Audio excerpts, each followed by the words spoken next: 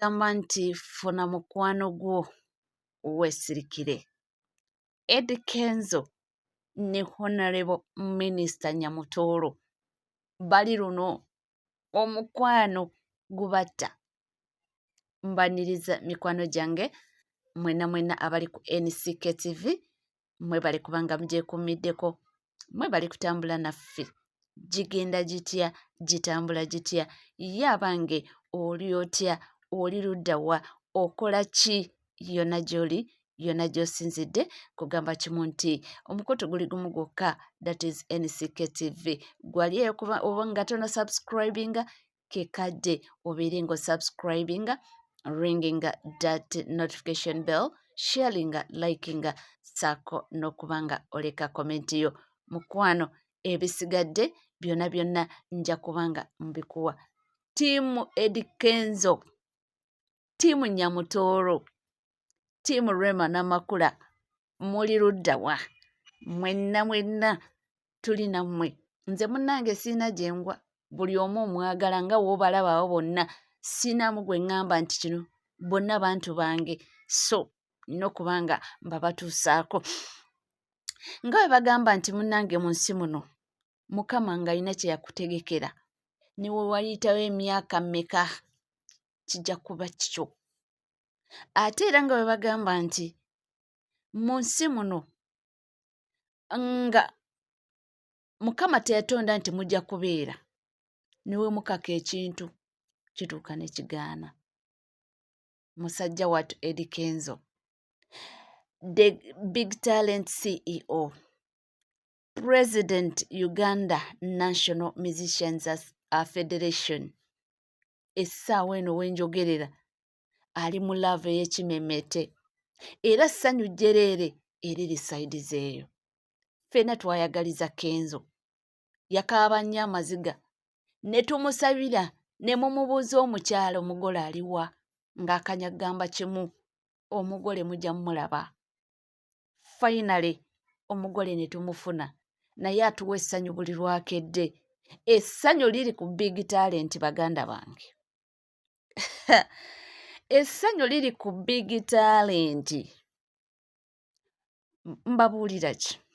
Bulijjo Honorable Nyamutooro muwagizi wa Arsenal, ffenna tukimanyi, era y'omuntu abadde akyogera lunye ne jjaze ya Arsenal ng'agyambala.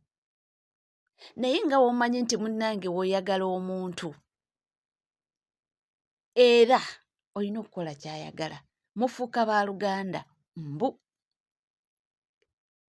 Eddie Kenzo muwagizi wa Chelsea, ffenna tukimanyi, era tumulabye ebbanga ddene nga ali mu kajaza aka Chelsea. Kakati munnange oluvannyuma lwa Arsenal, abawagizi ba Arsenal baalindiridde nga balowooza nti oba oliawo miracle ejja kuhappeninga, naye teyabaddewo. Naye njagala okukakasa nti abawagizi ba Arsenal eva basigala bali royal. Essuubi basuubira, bo tebaggwaamu maanyi. Ne w'obanafuya basigala bagumu. Kakati oluvannyuma lwa Arsenal tawangula kikopo, Eddirisa kye yakoze, ya oddalinze ejjaze ya Chelsea. Omanyi original nga buli muzannyi wa Chelsea yenna agisayininzeeko, n'agigulira mukyala we Fiona Nyamutooro, n'amugamba nti munnange okuva ne leero njagala tuwagire Chelsea. Arsenal giveeko, ejja kukosa pressure. Njagala tuwagire Chelsea. Eno ettiimu eyina visioni nti ye kiraabu enaakuwa essanyu, naye eyo gy'oli oveeyo. Nti nze saagala mukyala ng'afa stress mbu lwa mipiira, nti nga bwe twafuuka ababiri ne tufuuka omuntu omu, njagala bwe banaakubanga Chelsea ffenna nga tukaaba, bwe banaaba bawangudde ffenna nga tusanyuka. Kuva ne leero wagira Chelsea. Olowooza omuzannyi wa Arsenal omala gamukyusa? Kiringa okuddira Omukatuliki n'olowooza mb'ojja mukyusa. Abawagizi ba Arsenal nga si bangu baakukyusa. munnange era ssanyu lyabadde eyo jereere ako ke gakundi koolaba kawandiiseeko Chelsea mwe mwajidde t-shirts ya Chelsea era olwamaze ogituusa bw'ati namugamba biikula n'abiikulako namugamba yambala era n'agyambala namugamba olabye eyo ye kirabu gye njagala tuwagire ffenna njagala tuwagire ffenna nga tusanyuka si kwe kutuula wali tulaba ate bankubye ate gweno owangudde ogugwo oba gwe owangudde aba gwe bakukubye nze mpangudde naye munange kiba kyetaaga buli omu n'awagira bibye gwe bakubye n'akonsoolingako munne naye ye agambye nti kale t-shirt yiyo jazi yiyo tulina okuba nga ffenna tuli ku sayidi y'emu ffenna nga tuwage waliwo gundi yabuziza ekibuuzo nti naye mu nsi muno atanyumirwa mupiira baamukola nti baamutonda bati eyo mbuteri kintu kiwa ssanyu mbungo okuwagira emipiira embo bita stress emubaamu okunyumirwa nti solo ngaazi oba muwagizi mulungi nti waliwo abawagizi abatamanyi kuwagira owagira we bakukubidde oyagala kale we bakukubidde obiteekamu feeling ate we bakubye munno oyagala omusiibeko ekiro kyonna ng'okola ki ng'omuyeeyereza ate gwe bakubidde toyagala bakuyeeye so nti abo baba bawagizi si balungi tewoba omuwagizi omulungi bwe baba bakubye mukyogereko katini awo kiggwe oba owangudde musanyukemu nti naye gwe bakukubye onyiiga ate bwe bakubye munno oyagala omusiibeko paka munnange eyo ye gundi big talent yaffe batulaze nti ebya sports babirina nnyo era babirimu nnyo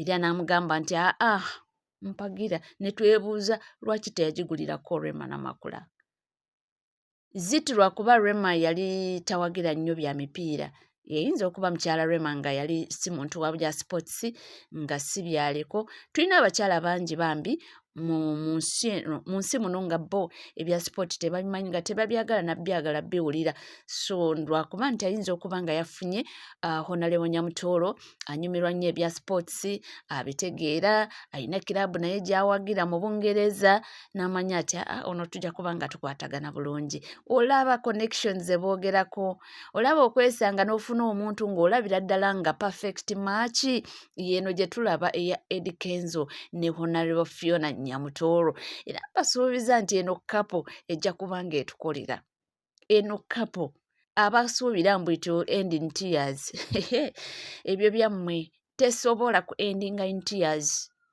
tesobola eno kapo ku endinga in tears ekyo kyo twakiganye ene kapo erina okuwangaala forever and ever tujja gisabira paka batiimu Kenzo ono ye waffe twafunye twamaze tetuyinaawo kirala kye twagala twafunye twafuna ne tumala tetuyina kitwegomba era ono kati tukwatagana bulungi buli kimu tuguwaayo w'omusanga mu kapiira ng'akyanga ogamba maama ono asambira sports club vira waawo ono kumbe muwagizi wa Arsenal amanyi obukodyo bwonna oyo ye mukyala Honalebo Fiona Nyamutoolo so essanyu liri eyo omwami yagambye nedda nze ndi wa Chelsea nti oba tomanyi Chelsea kye kitegeeza leka nkuyiwemu jazz ezo jazz eziba ziseera naddala ezo original eziviira ddala mu Bungereza